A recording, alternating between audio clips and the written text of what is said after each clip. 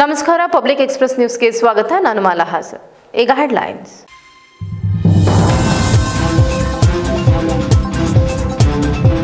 ಹಾಸನ ಜಿಲ್ಲೆಯಲ್ಲಿ ಬೃಹತ್ ಜೆಡಿಎಸ್ ಸಮಾವೇಶ. 1300ಕ್ಕೂ ಹೆಚ್ಚು ವಾಹನಗಳಲ್ಲಿ ಜಿಲ್ಲಾದ್ಯಂತ ಆಗಮಿಸಿದ ಜನಸಾಗರ. ಲಕ್ಷಕ್ಕೂ ಅಧಿಕ ಜನ ಬಾಕಿ. ಜೆಡಿಎಸ್ ಭದ್ರಕೋಟೆಯಲ್ಲಿ ದಳಪತಿಗಳ ಶಕ್ತಿ ಪ್ರದರ್ಶನ ಯಶಸ್ವಿ.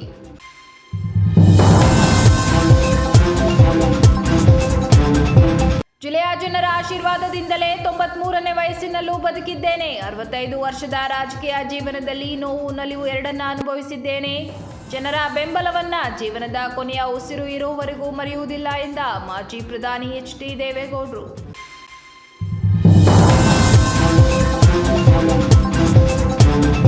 ಸುಳ್ಳು ಹೇಳಿ ರಾಜಕೀಯ ಮಾಡಲ್ಲ, ನನಗೆ ಯಾರು ಏನು ಮಾಡಕ್ಕಾಗಲ್ಲ. ದೇವೇಗೌಡರ ಕುಟುಂಬಕ್ಕೆ ಟಾಂಗ್ ಕೊಟ್ಟ ಶಾಸಕ ಶಿವಲಿಂಗೇಗೌಡ.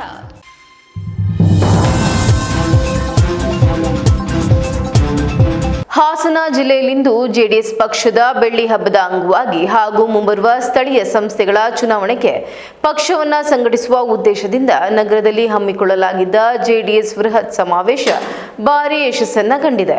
ಹಲವು ತಿಂಗಳುಗಳ ಬಳಿಕ ಜೆಡಿಎಸ್ ಪಕ್ಷವು ಭದ್ರಕೋಟೆಯಲ್ಲಿ 25 ವರ್ಷ ಪೂರೈಸಿದ ಹಿನ್ನೆಲೆಯಲ್ಲಿ ಬೆಳ್ಳಿ ಹಬ್ಬ ಹಾಗೂ ಪಕ್ಷ ಸಂಘಟನೆ ಉದ್ದೇಶಿಸಿ ಜನತಾ ಸಮಾವೇಶವನ್ನು ಆಯೋಜಿಸಲಾಗಿತ್ತು. ಈ ಸಮಾವೇಶಕ್ಕೆ ಹಾಸನ ಜಿಲ್ಲೆಯ ಜೊತೆಗೆ ನೆರೆಯ ಜಿಲ್ಲೆಗಳಿಂದಲೂ ಸಹಸ್ರಾರು ಸಂಖ್ಯೆಯಲ್ಲಿ ಜನರು ಹರಿದು ಬಂದಿದ್ದರು. ಶಾಸಕರಾದ ಎಚ್ ಡಿ ರೇವಣ್ಣ, ಸ್ವರೂಪ್ ಪ್ರಕಾಶ್ ಹಾಗೂ ಕೇಂದ್ರ ಸಚಿವ ಎಚ್ ಡಿ ಕುಮಾರಸ್ವಾಮಿ ಅವರು ಸಮಾವೇಶಕ್ಕೂ ಮುನ್ನ ಪತ್ರಿಕಾಗೋಷ್ಠಿಯಲ್ಲಿ ಮಾತನಾಡಿ, ಸುಮಾರು 2 ಲಕ್ಷಕ್ಕೂ ಹೆಚ್ಚು ಜೆಡಿಎಸ್ ಕಾರ್ಯಕರ್ತರು ಹಾಗೂ ಸಾರ್ವಜನಿಕರು ಭಾಗವಹಿಸಲಿದ್ದಾರೆ ಎಂದು ತಿಳಿಸಿದರು. ಆದರೆ ಪಕ್ಷದ ನಿರೀಕ್ಷೆಗೂ ಮೀರಿ ಜನರು ಆಗಮಿಸಿದ್ದು, ವೇದಿಕೆ ಎದುರು ಹಾಕಿದ್ದ ಬಹುತೇಕ ಕುರ್ಚಿಗಳು ಸಂಪೂರ್ಣವಾಗಿ ಭರ್ತಿಯಾಗಿದ್ದವು. ವೇದಿಕೆಗೆ ಪ್ರವೇಶ ಪಡೆಯಲು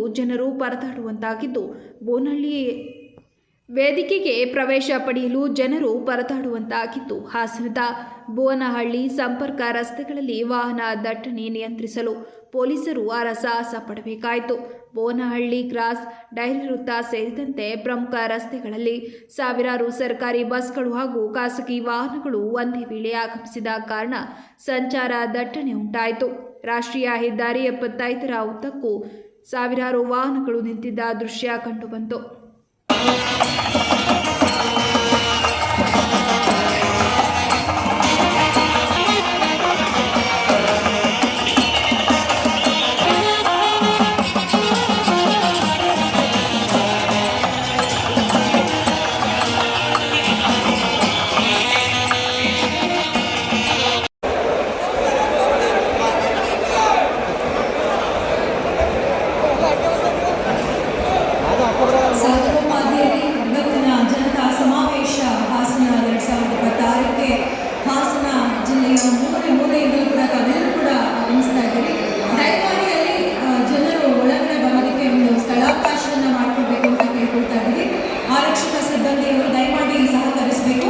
ಜನರ ಸಂಖ್ಯೆ ಹೆಚ್ಚಾಗಿರೋದ್ರಿಂದ ದಯವಿಟ್ಟು ಆದಷ್ಟು ಅವರನ್ನು ಸುಗಮವಾಗಿ ಅವರು ಒಳಗಡೆ ಬರೋದಕ್ಕೆ ಅವಕಾಶವನ್ನು ಮಾಡಿಕೊಡ್ಬೇಕು.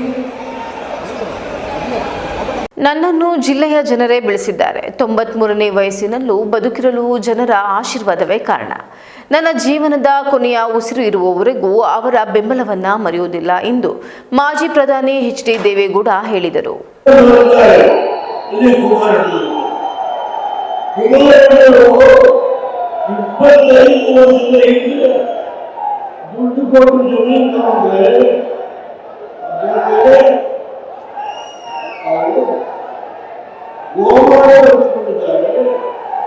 ಸುಳ್ಳು ಮಾಡ್ತಿದ್ದಾರೆ,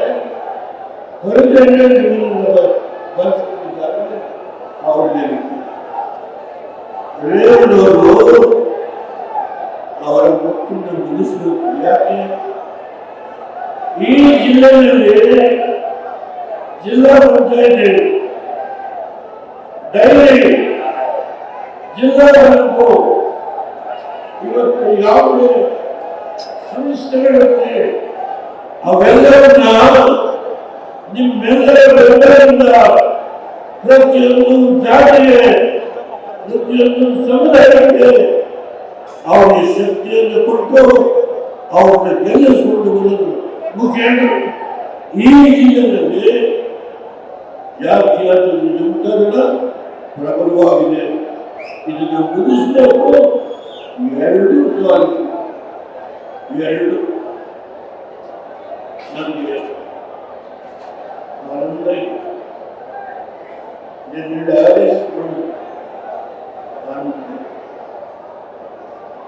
ನಾನು ನೋಡಿದ್ರು ನನ್ನ ಕಣ್ಣು ರೀತಿಯಲ್ಲಿ ಈ ಸಭೆ ರಾಜ್ಯದ ಮೂಲೆಗಳಿಂದ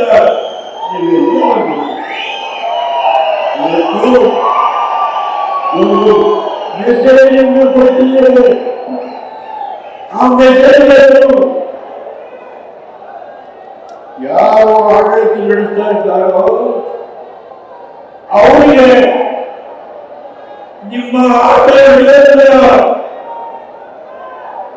ನಾವು ಇದ್ದೇವೆ. ಕುಮಾರಸ್ವಾಮಿ ರೇವಣ್ಣವರಿಗೆ ನಾವು ಇದ್ದೇವೆ, ಬದುಕಿದ್ದೇವೆ. ನಾವು ಇವತ್ತು ಚೆನ್ನಾಗಿ ರೇವಣ್ಣವ್ರನ್ನ ನನ್ನ ಜೊತೆ ಕೂತಿದ್ದಾರೆ. ಅವರಿಗೆ ಉಡುಗೊರೆ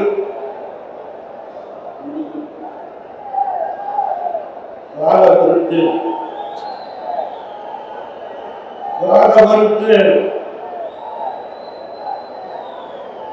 ಈ ಮಾತುಗಳ ಹೇಳುವಾಗ ನನಗೆ ದೈವದಲ್ಲಿ ನಂಬಿಕೆ ಇದೆ. ಕಾಲ ಬರುತ್ತೆ, ತಾಯಿ ಸ್ವಲ್ಪ ಹಾಸನ ಜಿಲ್ಲೆಗೆ ಕುಮಾರಸ್ವಾಮಿ ಏನೇನು ಮಾಡಿದ್ರು ಅದನ್ನ ಯಾವ ರೀತಿ ಕೆಲವು ಅಭಿವೃದ್ಧಿ ಕಾರ್ಯಕ್ರಮಗಳಿಗೆ ಕಂಟಗಾಯಿತು ಅದೆಲ್ಲರ ವಿವರಣೆಯನ್ನ ನಾನು ಹೇಳಿದ್ದು. ಏರ್ಪೋರ್ಟ್ ಅದರ ಸ್ಥಿತಿ ಏನಾಗಿದೆ ಚರ್ಚೆ ಮಾಡಿ. IIT 1980 ಕುಮಾರಸ್ವಾಮಿಯವರು ಅವರ ಕಾಲದಲ್ಲಿ ನೋಡ್ಬೇಕು. ಈಗ ಆ ಜಾಗವನ್ನ ಯಾರ್ಯಾರು ಹೊಡ್ಕೋಬೇಕು ಅಂತ ಹೇಳಿ ನಡೆಸ್ತಾ ಇದ್ದಾರೆ. ಎಲ್ಲ ಗೊತ್ತಿಲ್ಲ.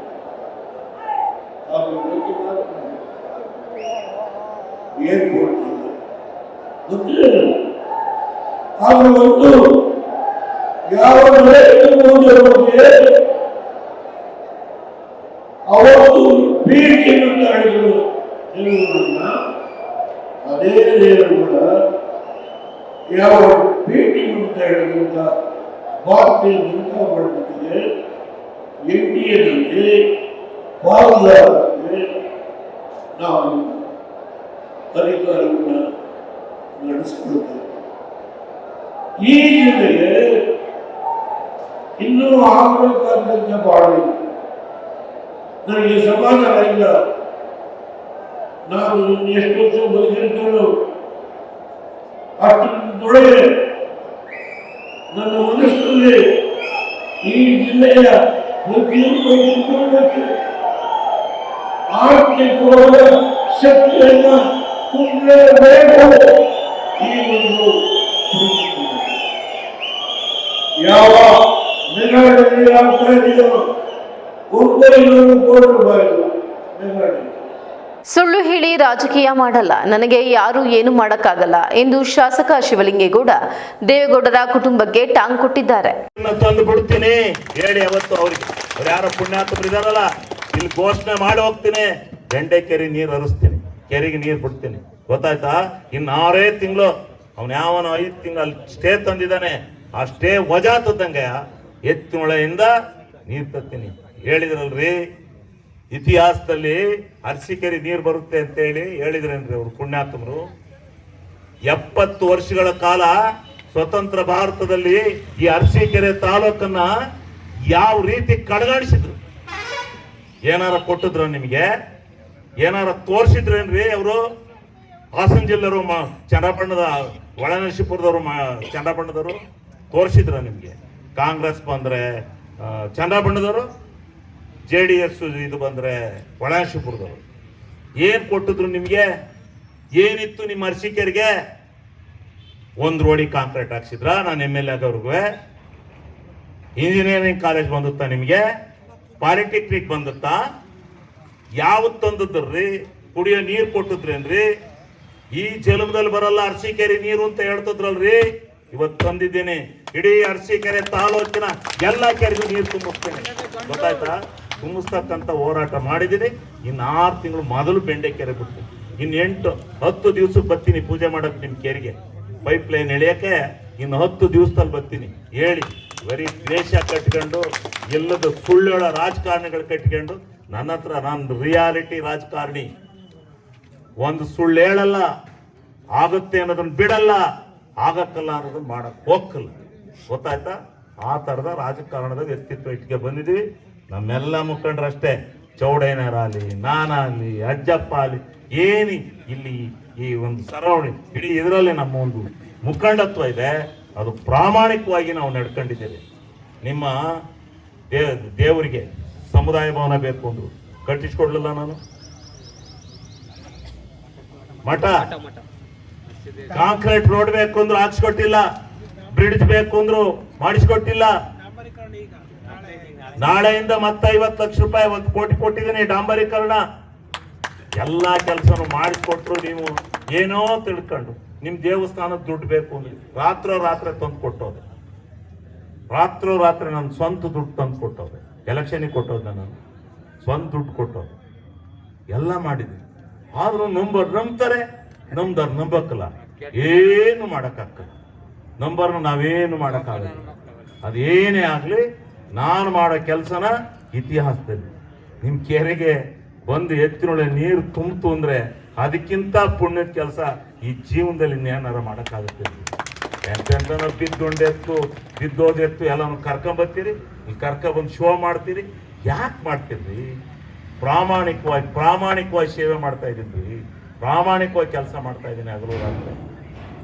ಇದನ್ನ ಅರ್ಥ ಮಾಡ್ಕೋಬೇಕು ಅಂತಕ್ಕಂಥದ್ದನ್ನ ಹೇಳಿ, ಈಗ ಕುಡಿಯೋ ನೀರಿಂದು ಹಾಸನ ನಗರದ ಸುತ್ತಮುತ್ತ ಸುಮಾರು 2 ಕೋಟಿ ರೂಪಾಯಿ ಮೌಲ್ಯದ ಭೂಮಿಯನ್ನ ಕಬಳಿಸಲು ಕೆಲವರು ಸಂಚು ರೂಪಿಸಿದ್ದು, ಅದನ್ನ ಸರಿಪಡಿಸಲು ಉಗ್ರ ಹೋರಾಟ ನಡೆಸಲಾಗುವುದು ಎಂದು ಮಾಜಿ ಸಚಿವ HD ರೇವಣ್ಣ ಎಚ್ಚರಿಸಿದ್ದಾರೆ.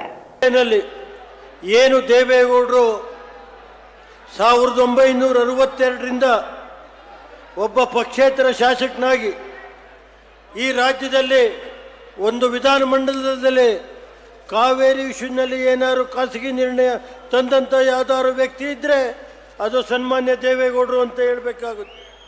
ಆ ಖಾಸಗಿ ನಿರ್ಣಯನ ಅವತ್ತು ಏನು ಸರ್ಕಾರದ ಮುಖ್ಯಮಂತ್ರಿಗಳು ಇಲ್ಲ, ಈ ನಿರ್ಣಯದ ಮಾಡೋದು ಬೇಡ, ದಯಮಾಡಿ ವಾಪಸ್ ತಗೊಳ್ಳಿ ಎಂದು. ಆದರೂ ದೇವೇಗೌಡರು ಬಿಡಲಿಲ್ಲ. 1964ರಲ್ಲಿ ಮತ್ತೆ ದೇವೇಗೌಡರು ಒಂದು ಖಾಸಗಿ ನಿರ್ಣಯ ಮಂಡಿಸ್ತಾರೆ ಕಾವೇರಿ ಇಶ್ಯೂನಲ್ಲಿ. ಆ ಖಾಸಗಿ ನಿರ್ಣಯನ ಒಬ್ಬ ವಿರೋಧ ಪಕ್ಷದ ಸ್ವತಂತ್ರ ಪಕ್ಷದ ಅಭ್ಯರ್ಥಿ, ಪಕ್ಷೇತರ ಅಭ್ಯರ್ಥಿಯ ಖಾಸಗಿ ನಿರ್ಣಯ ಏನಾದ್ರು ಆಗಿದ್ದರೆ ಅದು ದೇವೇಗೌಡರು ಮಾಡಿದಂಥ ನಿರ್ಣಯ. ಕಾವೇರಿ ನದಿಯ ಉಳಿಸೋದಕ್ಕೋಸ್ಕರ ಒಂದು ಖಾಸಗಿ ನಿರ್ಣಯ ಮಾಡಿರೋದು ಸನ್ಮಾನ್ಯ ದೇವೇಗೌಡರು ಅಂತ ಹೇಳಬೇಕಾಗುತ್ತೆ.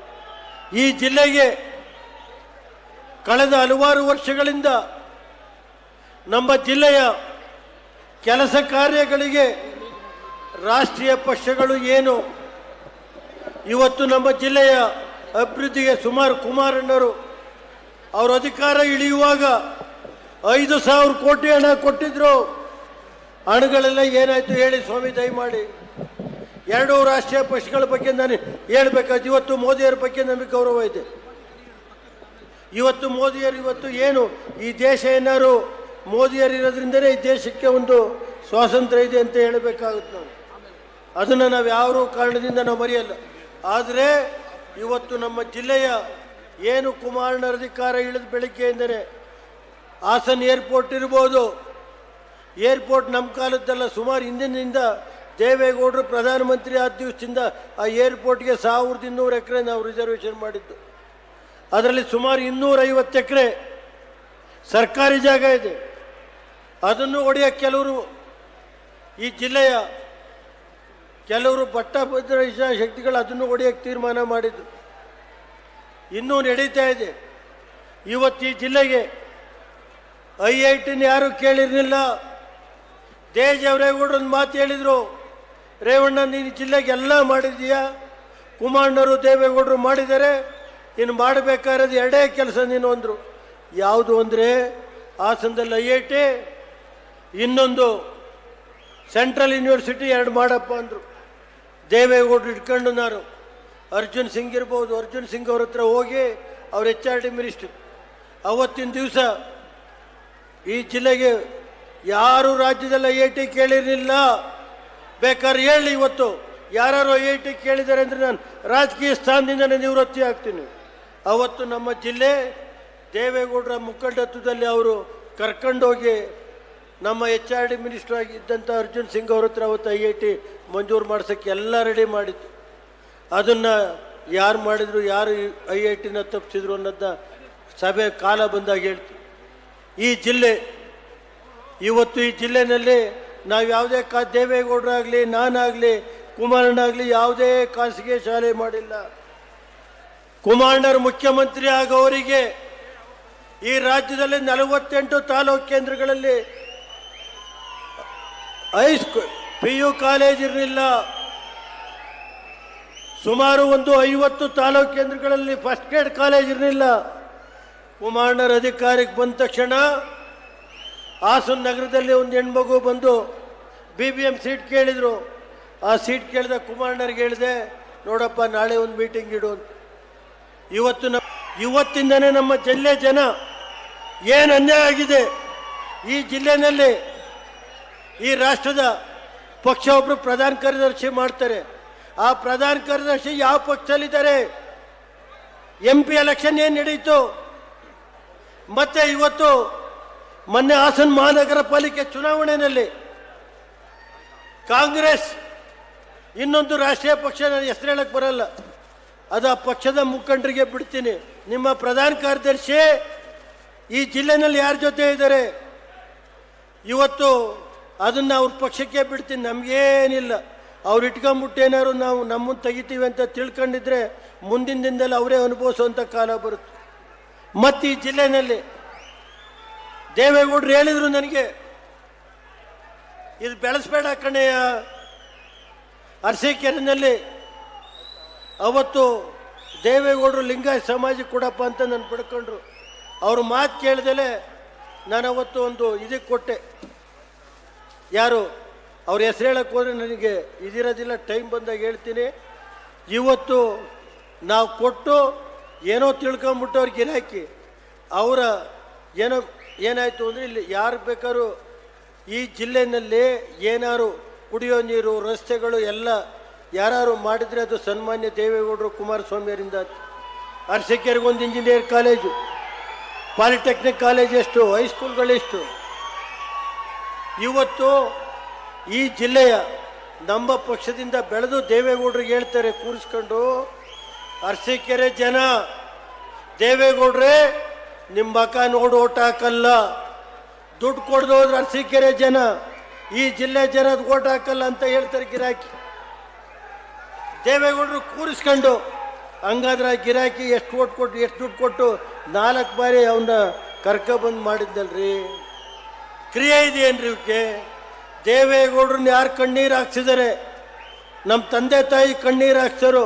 ದೇವೇಗೌಡರು ಕಣ್ಣು ಮುಂದೆನೆ ಅನುಭವಿಸೋ ಕಾಲ ಬರುತ್ತೆ ನೋಡಿ. ನಾನು ಇವತ್ತು ನಿಮ್ಮ ಜಿಲ್ಲೆಯ ಜನತೆ ಮುಂದೆ ಹೇಳೋಗಿರ್ತೀನಿ ಸರ್. ಅಲ್ಪಸಂಖ್ಯಾತರು ತಮಗೆ ರಕ್ಷಣೆ ನೀಡುತ್ತದೆ ಎಂದು ಆಯ್ಕೆ ಮಾಡಿದ ಕಾಂಗ್ರೆಸ್ ಪಕ್ಷ ಬೆಂಗಳೂರಿನಲ್ಲಿ ಆ ಸಮುದಾಯದ ಮಕ್ಕಳು ಮನೆ ಇಲ್ಲದೆ ಕೊರೆಯುವ ಚಳಿಯಲ್ಲಿ ಮಲಗುವಂತೆ ಮಾಡಿದೆ ಎಂದು ಕೇಂದ್ರ ಸಚಿವ HD ಕುಮಾರಸ್ವಾಮಿ ಆರೋಪಿಸಿದರು.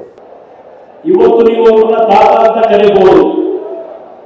ಅವತ್ತು ಪ್ರಥಮವಾಗಿ ಅವರು 27-28 ವಯಸ್ಸಿನಲ್ಲಿ ನೀವು ಆಶೀರ್ವಾದ ಮಾಡಿದಾಗ ನಿಮ್ಮ ಮನೆಯ ಮಗನ್ನ ಇವತ್ತು ಕರ್ನಾಟಕದ ನೀರಾವರಿಯ ಹೋರಾಟಕ್ಕೆ ಕಳಿಸ್ತಾ ಇದ್ದೀರಿ ಅಂತಕ್ಕಂಥ ನಂಬಿಕೆಯಿಂದ ಕಳಿಸಿದ್ದೀರಿ. ಅವರ ಜೀವನ ನಿರಂತರವಾಗಿ ನೀರಾವರಿಗೆ ಹೋರಾಟ ಮಾಡಿದ್ದಾರೆ. 89ರಲ್ಲಿ ಅವರು ಸೋತ ಹಿನ್ನೆಲೆ ಒಳ್ಳೆ ನಸೀಬದಿಂದ ಅವರ ವಿರುದ್ಧ ಗೆದ್ದಂತ ವ್ಯಕ್ತಿಯನ್ನು ನೀರಾವರಿ ಮಂತ್ರಿ ಮಾಡೋದು. ನನ್ನ ಮಾಧ್ಯಮದ ಸ್ನೇಹಿತರು ಈ ವಿಷಯಗಳನ್ನ ಜನತೆಗೆ ನೆನಪಿಸಬೇಕು ಅನ್ನೋದು ನನ್ನ ಮನವಿ.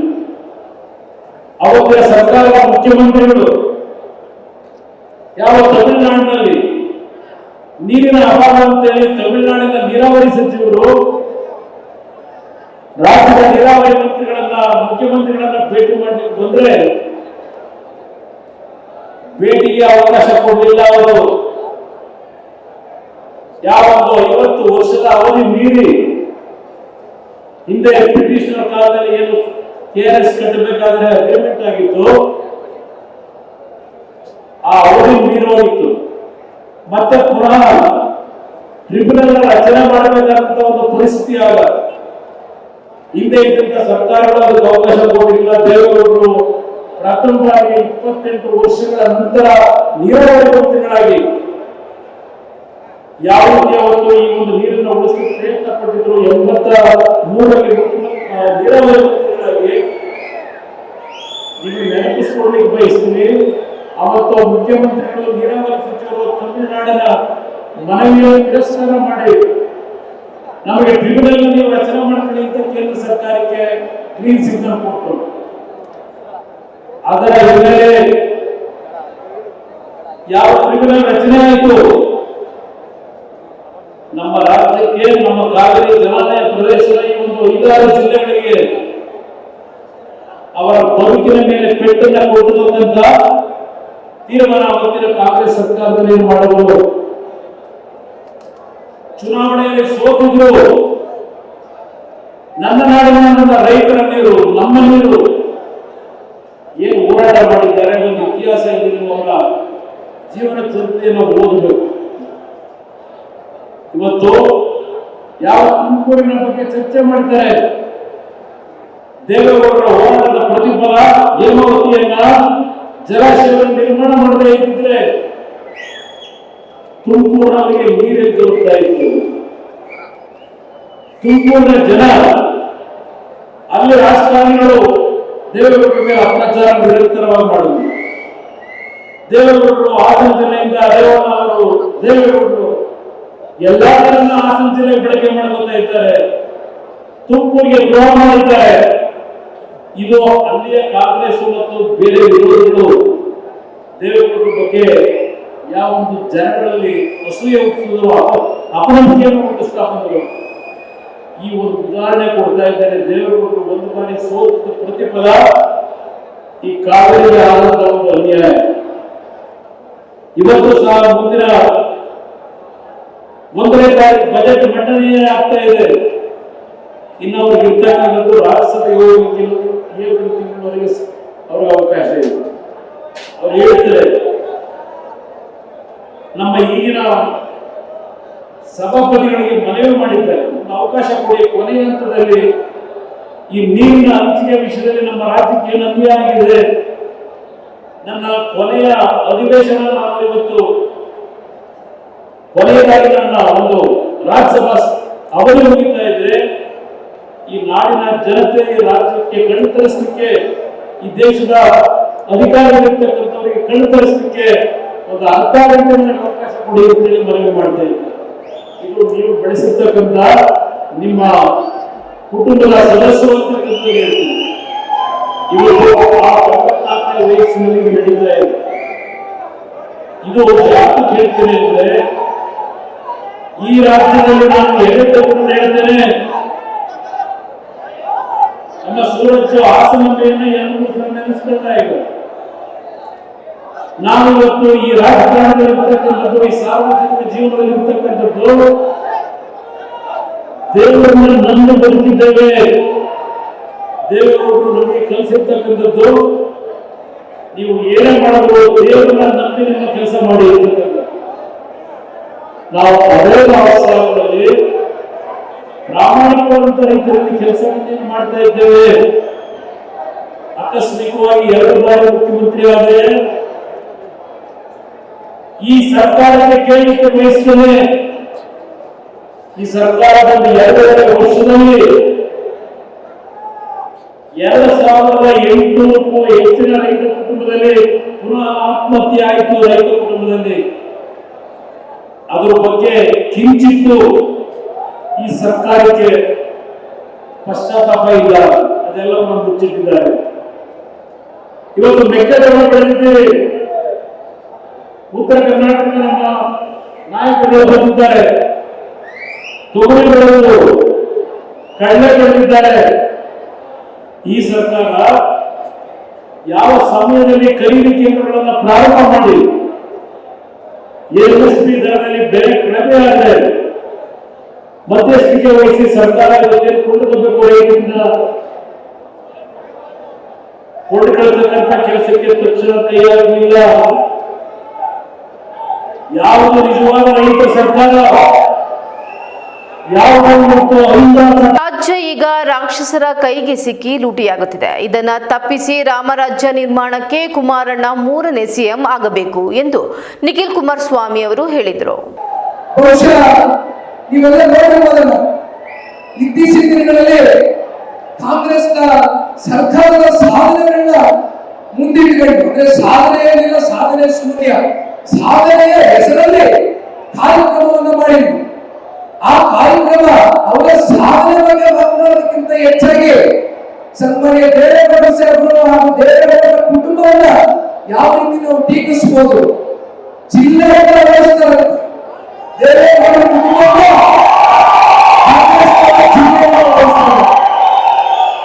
ಬಹುಶಃ ದೇವೇಗೌಡರು, ಕುಮಾರಣ್ಣ ಅವರು, ರೇವಣ್ಣ ಅವರು ಕೊಟ್ಟಿರ್ತಕ್ಕಂಥ ಕೊಡುಗೆಗಳಿದೆಯಲ್ಲ, ಅದು ಯಾವತ್ತಿಗೂ ಕೂಡ ನಿಮ್ಮೆಲ್ಲರ ಹೃದಯದಲ್ಲಿ ಶಾಶ್ವತವಾದಂತ ಒಂದು ಸ್ಥಾನ ಪಡ್ಕೊಂಡಿದೆ ಅಂತಕ್ಕಂಥದ್ದು ನಾವೆಲ್ಲರೂ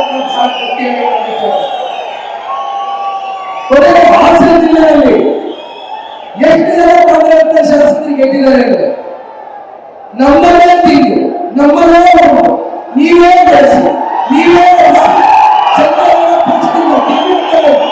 ಗೆದ್ದು ಬೆಳೆದು ಉಂಡು ತಿಂದು ಮನೆಗೆ ಅಂತಿಮವಾಗಿ ತಿಂದಂತ ಮನೆಗೆ ಎದ್ದು ತಾವೇ ದ್ರೋಹ ಬದುಕತಕ್ಕಂಥ ಒಂದು ಕೆಲಸವನ್ನು ಮಾಡತಕ್ಕಂಥ ಏಕೈಕ ವ್ಯಕ್ತಿ ಒಂದು ಕಾಂಗ್ರೆಸ್ನಲ್ಲಿ ಇರ್ತಕ್ಕಂಥ ಶಾಸಕ. ಕಾಂಗ್ರೆಸ್ ಪ್ರಶ್ನೆ ಕೇಳೋದು ಅಲ್ಲ, ನಿಮಗೆ ಹಾಸನ ಜಿಲ್ಲೆ ಬಗ್ಗೆ ಅಷ್ಟೆಲ್ಲ ಚಿಂತೆ, ಅಷ್ಟೆಲ್ಲ ಕಾಳಜಿ ಇದ್ರೆ ಹಾಸನ ಜಿಲ್ಲೆಗೂ ಬೆಳಿಬೇಕು ಅನ್ನೋದಾದ್ರೆ ಉಸ್ತುವಾರಿ ಮಂತ್ರಿಗಳು ಯಾರು ಮಾಡಿದ್ರೆ ಬೆಂಗಳೂರು ಉಸ್ತುವಾರಿ ಮಂತ್ರಿಗಳು, ತುಮಕೂರು ಜಿಲ್ಲೆ ಉಸ್ತುವಾರಿ ಮಂತ್ರಿಗಳು, ಹಾಸನ ಸ್ವಾಭಿಮಾನ ನೀವು ಹಾಸನದಲ್ಲಿ ಯಾರಿವೆ ಅಲ್ಲ ನಾಗರಿಕ ಮಾಡಿ ಇಟ್ಟಂತ ವಿಚಾರ. ಆ ಪುಣ್ಯಕ್ಕೆ ನೀವು ಮಂತ್ರಿ ಮಾಡ್ತೀರೋ ಅಥವಾ ನೀರಲ್ಲಿ ಬಿಡ್ತೀರೋ ಇನ್ನೊಂದ್ ಕಡೆ ಚೆಲ್ತೀರೋ ನನಗೆ ಗೊತ್ತಿಲ್ಲ. ನಮಗನ್ಸಿದ ವಿಚಾರ ನಾನು ಮುಂದೆ ಇಟ್ಟಿದ್ದೀನಿ. ಹಾಗಾಗಿ ಒಂದು ಮಾತನ್ನೇ ಹೇಳ್ತಾರಲ್ಲ, ಬಹುಶಃ ಸನ್ಮಾನ್ಯ ಕುಮಾರಣ್ಣ ಅವರು ಕೂತಿದ್ದಾರೆ. ಕುಮಾರಣ್ಣ ಅವರ ಪ್ರೀತಿಸ್ತಕ್ಕಂಥ ವರ್ಗ ಇಡೀ ರಾಜ್ಯದಲ್ಲಿ ಒಂದೇ ಇದ್ರೆ ಹಾಸನ ಜಿಲ್ಲೆಯಲ್ಲಿ ಕುಮಾರಣ್ಣ ಎಷ್ಟು ಆಗೋದಿಲ್ಲ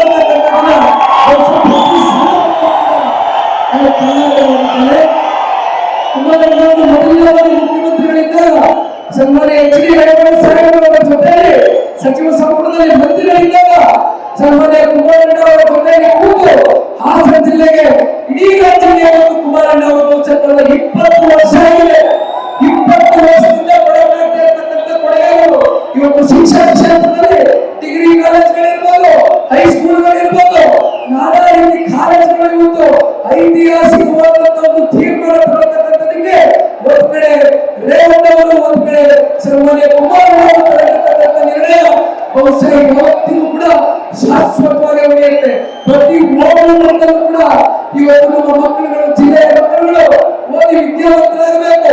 ಓದಿ ವಿದ್ಯಾವಂತರಾಗಿ ಉನ್ನತವಾದಂತ ಒಂದು ಸ್ಥಾನದಲ್ಲಿ ಸಮಾಜದಲ್ಲಿ ತಲೆ ಎತ್ತಿಕೊಂಡು ಬದುಕತಕ್ಕಂಥ ಒಂದು ವಾತಾವರಣವನ್ನ ಇವತ್ತು ಹಾಸನ ಜಿಲ್ಲೆಯ ನನ್ನ ಯುವ ಸಮುದಾಯದ ಅಣ್ಣ ತಮ್ಮಂದಿರಿಗೆ, ಅಕ್ಕ ತಂಗಿಯರಿಗೆ ಇವತ್ತು ಸನ್ಮಾನ್ಯ ಕುಮಾರಣ್ಣ ಅವರು, ರೇವಣ್ಣ ಅವರು ಇಬ್ಬರು ಸೇರಿ ಕೊಟ್ಟಿರ್ತಕ್ಕಂಥ ಕೊಡುಗೆಗಳು ಬರೀಲಿಕ್ಕಾಗೋದಿಲ್ಲ. ಬಹುಶಃ ಮಾತನಾಡತಕ್ಕಂಥದಕ್ಕೆ ಇನ್ನಷ್ಟು ಹಲವಾರು ನಾಯಕರುಗಳಿದ್ದಾರೆ. ಒಂದು 2 ವಿಚಾರವನ್ನ ಮಾತನಾಡಿ ನನ್ನ ಮಾತಿಗೆ ವಿರಾಮವನ್ನು ಕೊಡ್ತೇನೆ. ಹೊಳೆನರಸೀಪುರ ತಾಲೂಕಿನ ಮಾವಿನಕೆರೆ ಗ್ರಾಮದಲ್ಲಿರುವ ಪ್ರಸಿದ್ಧ ರಂಗನಾಥ ಸ್ವಾಮಿ ದೇಗುಲಕ್ಕೆ ಮಾಜಿ ಪ್ರಧಾನಮಂತ್ರಿ ಹಾಗೂ ಜೆಡಿಎಸ್ ವರಿಷ್ಠರಾದ HD ದೇವೇಗೌಡರು ಇಂದು ಭೇಟಿ ನೀಡಿ ವಿಶೇಷ ಪೂಜೆ ಸಲ್ಲಿಸಿದರು. ಈ ವೇಳೆ HD ರೇವಣ್ಣ ಹಾಗೂ ಭವಾನಿ ರೇವಣ್ಣ ಅವರು ದೇವೇಗೌಡರೊಂದಿಗೆ ಉಪಸ್ಥಿತರಿದ್ದರು. ಇದೇ ಸಂದರ್ಭದಲ್ಲಿ ಕೇಂದ್ರ ಸಚಿವ ಹಾಗೂ JDS ನಾಯಕ HD ಕುಮಾರಸ್ವಾಮಿ ಅವರು ಸಹ ರಂಗನಾಥ ಸ್ವಾಮಿ ದರ್ಶನ ಪಡೆದು ವಿಶೇಷ ಪೂಜೆ ನೆರವೇರಿಸಿದರು. ಬೆಳಗ್ಗೆ ಮನೆ ದೇವರುಗಳಿಗೆ ಪೂಜೆ ಸಲ್ಲಿಸಿದ ನಂತರ ಜನತಾ ಸಮಾವೇಶಕ್ಕೆ ತೆರಳಿದರು. ಮಾವಿನಕೆರೆ ರಂಗನಾಥ ಸ್ವಾಮಿ ದೇಗುಲದಲ್ಲಿ ಕುಟುಂಬ ಸಮೇತ ಪೂಜೆ ಸಲ್ಲಿಸಿದ JDS ನಾಯಕರ ಭೇಟಿ ವೇಳೆ ಭಕ್ತರು ಹಾಗೂ ಪಕ್ಷದ ಕಾರ್ಯಕರ್ತರು ಹೆಚ್ಚಿನ ಸಂಖ್ಯೆಯಲ್ಲಿ ಉಪಸ್ಥಿತರಿದ್ದರು.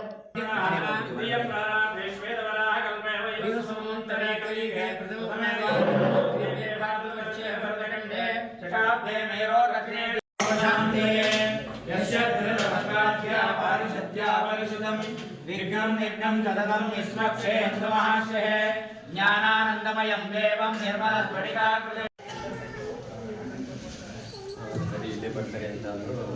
ಸರಿ ಅದು ಲೇಟ್ ಆಗಿರುತ್ತೆ. ಸರಿ JDS ರಾಷ್ಟ್ರೀಯ ಪಕ್ಷೆ ರಜತ ಮಹೋತ್ಸವಾಂಗಣಮಣಿ ಪೂಜಾ ಪೂರ್ವೆ ರಂಗನಾಥ ಸ್ವಾಮಿ ದೇವತಾ ಪ್ರೀತ್ಯರ್ಥಂ ಅಷ್ಟೋತ್ತರ ದಿವ್ಯ ಶರಣಾಮಣಿಶ್ರೇಯಮಾನಸ್ಯ ಗೋತ್ರೋದ್ಭವಸ್ಯ ಶಿವಗೋತ್ರೋದ್ಭವಸ್ಯ ಪೂರ್ವಭದ್ರಾ ನಕ್ಷತ್ರೇ ದೇವೇ ಗೌಡನಾಮದೇಸ್ಯ ಪದ್ಮನಾಭಾಯ ಮಹಾ ನಾಭಿ ಪದ್ಮಸಮುದ್ರೋಚ್ಯುತಮುಖಾಯ ಮಹಾ ಅಜ್ಞಾನಾಖ್ಯತಮೋಹಂತ್ರೈ ನಮಃ ಹರಿಯೇ.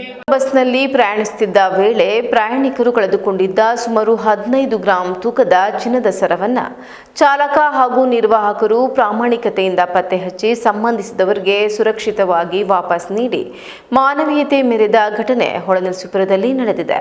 ಬಸ್ ಸೇವೆ ಪೂರ್ಣಗೊಂಡ ನಂತರ ಸ್ವಚ್ಛತೆ ಹಾಗೂ ಪರಿಶೀಲನೆ ವೇಳೆ ಕಂಡುಬಂದ ಚಿನ್ನದ ಸರವನ್ನು ಚಾಲಕ ಮತ್ತು ನಿರ್ವಾಹಕರು ತಮ್ಮ ಬಳಿ ಇಟ್ಟುಕೊಳ್ಳದೆ ತಕ್ಷಣವೇ ಇಲಾಖೆಯ ಅಧಿಕಾರಿಗಳ ಗಮನಕ್ಕೆ ತಂದರು. ಬಳಿಕ ದಾಖಲೆ ಪರಿಶೀಲನೆ ನಡೆಸಿ ಸರವನ್ನು ಕಳೆದುಕೊಂಡ ಪ್ರಯಾಣಿಕರನ್ನ ಪತ್ತೆ ಹಚ್ಚಿ ಅವರಿಗೆ ವಾಪಸ್ ಒಪ್ಪಿಸಲಾಯಿತು. ಚಾಲಕ ಹಾಗೂ ನಿರ್ವಾಹಕರ ಈ ಪ್ರಾಮಾಣಿಕ ನಡಿಗೆ ಸಾರ್ವಜನಿಕರಿಂದ ಮೆಚ್ಚುಗೆ ವ್ಯಕ್ತವಾಗಿದೆ. ಇಂತಹ ಸಿಬ್ಬಂದಿ ಇದ್ದರೆ ಸಾರ್ವಜನಿಕ ಸಾರಿಗೆ ಮೇಲಿನ ನಂಬಿಕೆ ಮತ್ತಷ್ಟು ಹೆಚ್ಚುತ್ತದೆ ಎಂದು ಪ್ರಯಾಣಿಕರು ಅಭಿಪ್ರಾಯ ವ್ಯಕ್ತಪಡಿಸಿದ್ದಾರೆ. ಪರ್ಸು ಮಿಸ್ ಬಿದ್ದೋಗಿತ್ತು. ಅವಾಗ ಪಾಪ ಇವರು ಕಂಡಕ್ಟರ್ ಅಣ್ಣವ್ರು ಎತ್ಕೊಂಡಿದ್ರು. ಅವಾಗ ಎತ್ಬಿಟ್ಟು ನಾವು ಫೋನ್ ಮಾಡೋ ಹೊತ್ತಿಗೆ ತಂದು ಕೊಟ್ಟರು. ಪಾಪ ಮಾನವೀಯತೆ ಬರೆದು ಹೊರಟಿತ್ತು. ಅದ್ರ ಒಳಗಡೆ ತಲುಪಿಸಿದರು. ಅವ್ರಿಗೆ ಧನ್ಯವಾದಗಳು. ಹೊಳೆನರಸೀಪುರದಿಂದ ನಮ್ಮ ತಾಯಿಯವ್ರು ಬಂದಿದ್ರು.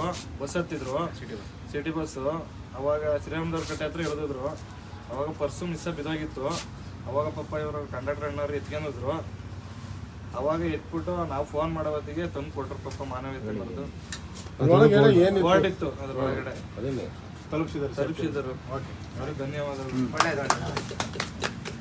ಚನ್ನರಾಯಪಟ್ಟಣದ PMC ಸರ್ಕಾರಿ ಶಾಲೆಯಲ್ಲಿ ರಥಸಪ್ತಮಿ ದಿನಾಚರಣೆಯನ್ನ ಸಂಭ್ರಮದಿಂದ ಆಚರಿಸಲಾಯಿತು.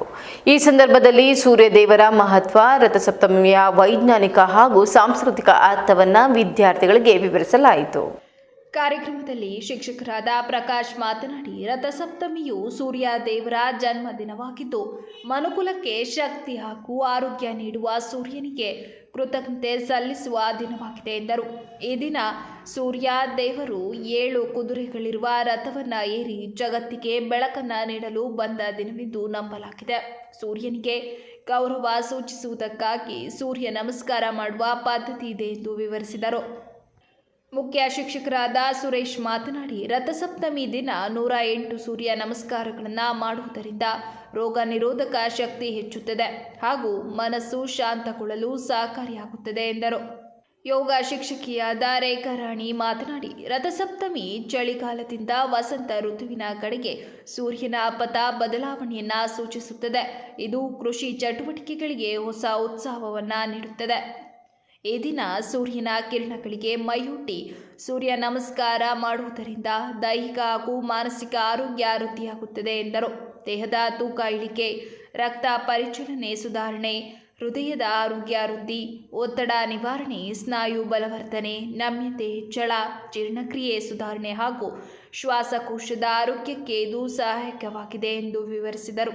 ಜೊತೆಗೆ ಥೈರಾಯ್ಡ್ ಸೇರಿದಂತೆ ಇತರ ಅಂತಃಸ್ರಾವಕ ಗ್ರಂಥಿಗಳನ್ನು ಉತ್ತೇಜಿಸುವ ಮೂಲಕ ಹಾರ್ಮೋನ್ಗಳ ಮಟ್ಟವನ್ನು ಸ್ಥಿರಗೊಳಿಸಲು ಸಹಾಯ ಮಾಡುತ್ತದೆ ಎಂದರು.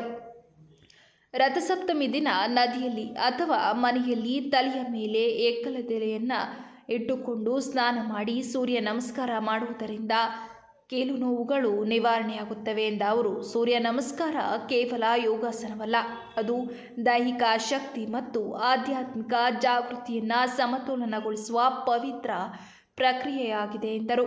ಸೂರ್ಯನು ಹಳೆಯ ರಥವನ್ನು ಬಿಟ್ಟು ಹೊಸ ರಥವನ್ನು ಏರುವಂತೆ ನಾವು ಕೂಡ ಹಳೆಯ ಆಲೋಚನೆಗಳನ್ನು, ಕೋಪ ತಾಪಗಳನ್ನು ತೊರೆದು ಹೊಸ ಚಿಂತನೆಗಳೊಂದಿಗೆ ಜೀವನದ ಹೊಸ ಮಾರ್ಗದಲ್ಲಿ ಸಾಗಬೇಕು ಎಂಬ ಸಂದೇಶವನ್ನು ನೀಡಿದರು.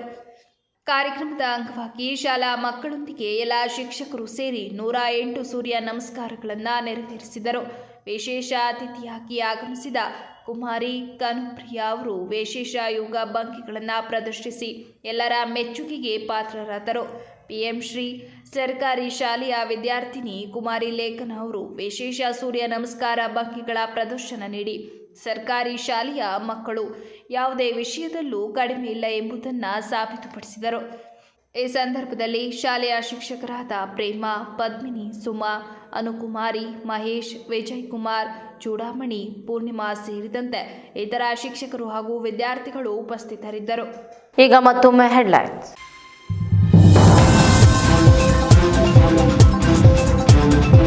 ಹಾಸನ ಜಿಲ್ಲೆಯಲ್ಲಿ ಬೃಹತ್ ಜೆಡಿಎಸ್ ಸಮಾವೇಶ. 1300ಕ್ಕೂ ಹೆಚ್ಚು ವಾಹನಗಳಲ್ಲಿ ಜಿಲ್ಲಾದ್ಯಂತ ಆಗಮಿಸಿದ ಜನಸಾಗರ.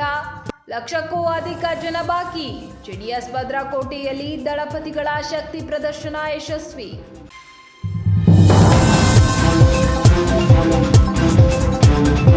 ಜಿಲ್ಲೆಯ ಜನರ ಆಶೀರ್ವಾದದಿಂದಲೇ 93ನೇ ವಯಸ್ಸಿನಲ್ಲೂ ಬದುಕಿದ್ದೇನೆ. 65 ವರ್ಷದ ರಾಜಕೀಯ ಜೀವನದಲ್ಲಿ ನೋವು, ನಲಿವು ಎರಡನ್ನ ಅನುಭವಿಸಿದ್ದೇನೆ.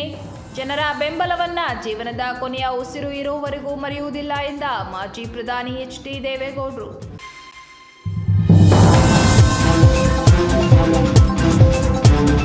ಸುಳ್ಳು ಹೇಳಿ ರಾಜಕೀಯ ಮಾಡಲ್ಲ, ನನಗೆ ಯಾರು ಏನು ಮಾಡಕ್ಕಾಗಲ್ಲ. ದೇವೇಗೌಡರ ಕುಟುಂಬಕ್ಕೆ ಟಾಂಗ್ ಕೊಟ್ಟ ಶಾಸಕ ಶಿವಲಿಂಗೇಗೌಡ.